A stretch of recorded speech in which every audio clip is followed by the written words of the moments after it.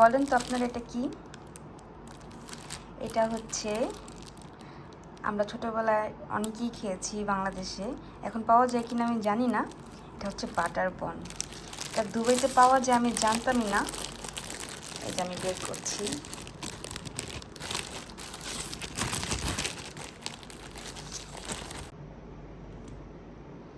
এই তো বাটার বন।